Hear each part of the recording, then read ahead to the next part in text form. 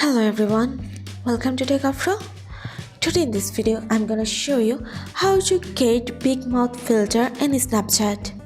Before starting the video, please subscribe to Techavro. So let's get started. For this, you have to open your Snapchat.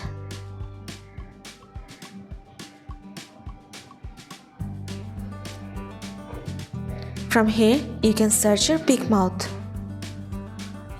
Or if you can't able to find it, then press on the search option and search for big mouth.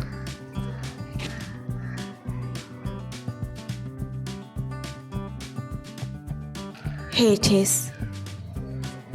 From here you can able to find a lots of big mouth. That's it. So guys, that's it. You can do this. I think this video is very helpful to you. If it was, then give a thumbs up and hit the subscribe button, and thanks for watching.